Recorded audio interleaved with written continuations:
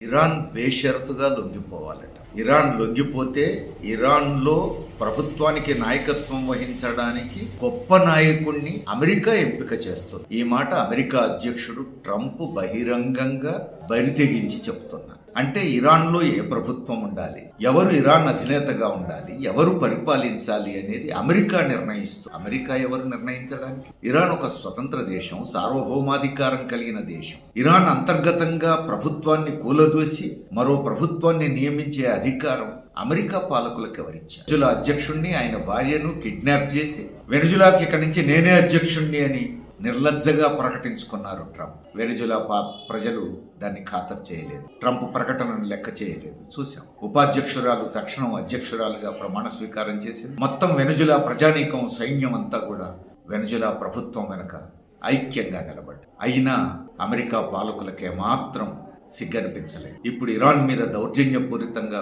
భీకరమైనటువంటి దాడులు చేస్తున్నారు America, Israel కలిసి. పైగా ఇరాన్లో ఎవరు పరిపాలించాలో ట్రంప్ నిర్ణయిస్తారట, అమెరికా పాలకులు నిర్ణయిస్తారట.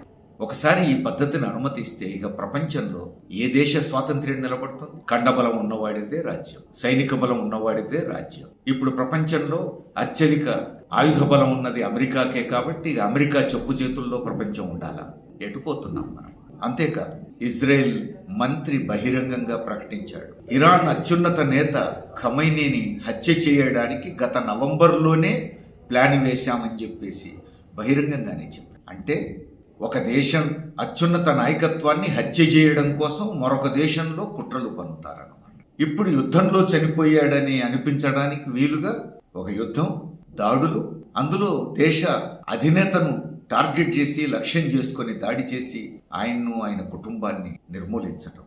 ఇదేమి పద్ధతి? ఎటు పోతుంది ప్రపంచం అనేది ఇప్పుడు మనం ఆలోచించాల్సిన అవసరం. ఇంతటి దారుణాలు జరుగుతున్నా, ఇంతటి దుర్మార్గాలు జరుగుతున్నప్పటికీ భారతదేశ ప్రభుత్వం నోరు మెదపకపోవడం, మన ప్రధానమంత్రి నోరు మెదపకపోవటం భారతదేశ ప్రజానీకానికి సమస్యగా మనం పరిశీలించాల్సిన అవసరం. దేశ ప్రజల సార్వభౌమాధికారాన్ని, దేశ సార్వభౌమాధికారాన్ని కాపాడేందుకు ఈ వైఖరి తోడ్పడుతుంది. అంతేకాదు, ఇరాన్ యుద్ధ నౌకని హిందూ మహాసముద్రంలో ధ్వంసం చేసింది అమెరికా. భారతీయ నావికాదళంతో సంయుక్త విన్యాసాల్లో పాల్గొని వెనుదిరిగిపోతున్న ఇరాన్ యుద్ధ నౌకని మహాసముద్రంలో ధ్వంసం చేయటం అంటే అమెరికా దాడులు భారతదేశానికి అత్యంత సన్నిహితంగా కూడా వచ్చినాయి అనేది స్పష్టంగా కనపడుతుంది.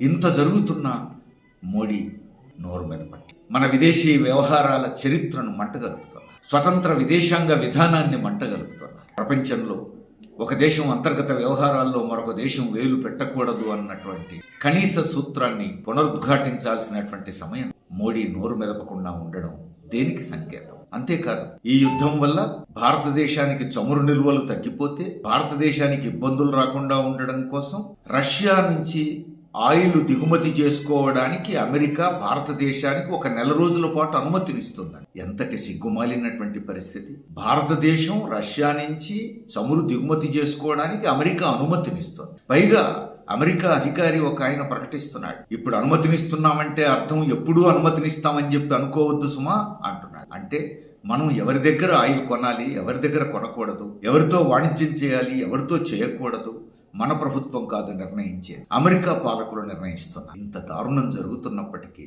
మోడీ మౌనం దాల్చడం వెనుక ఏమిటి రహస్యం? మోడీ దేశభక్తి భారతదేశ భక్తి, అమెరికా భక్తి. పైగా అమెరికాకు భారతదేశానికి మధ్య ఉన్నటువంటి వాణిజ్య సంబంధాలు, వాణిజ్య ఒప్పందాలు అమెరికాకే అనుకూలం అని నిర్లజ్జగా అమెరికా పాలకులు ప్రకటిస్తుంటే కూడా మోడీ నోరు మెదపకపోవడం ఈరోజు భారత సార్వభౌమాధికారాన్ని, భారతదేశ స్వతంత్రాన్ని, భారత ప్రజల ప్రయోజనాలకు తీరని హాని కలుగజేస్తుందన్న విషయం గమనించాలి. ప్రజలు గళం విప్పాలి, భారత ప్రభుత్వాన్ని నిలదీయాలి, ప్రపంచ శాంతి కోసం భారత ప్రభుత్వం నిలబడాలని డిమాండ్ చేయాలి. ఇరాన్ మీద అమెరికా, ఇజ్రాయెల్ దాడులను ఖండించాలి, భారత ప్రభుత్వం ఖండించాలని మోడీ మీద, భారత ప్రభుత్వం మీద ప్రజలే ఒత్తిడి చేయాల్సినటువంటి సమయం ఆసన్నమైంది. ఇంకేమాత్రం ఆలస్యమైన ఇప్పటికే దిగజారినటువంటి భారతదేశ ప్రతిష్ట మరింత దిగజారే ప్రమాదం ఉంది. అందుకే ప్రజలు ఇంకేమాత్రం ఆగకూడదు, ఆలస్యం చేయకూడదు, కదలాలి, భారత ప్రభుత్వం మీద ఒత్తిడి చేయాలి, అమెరికా, ఇజ్రాయెల్ దాడులను బహిరంగంగా ఖండించాలని చెప్పి డిమాండ్ చేయాలి.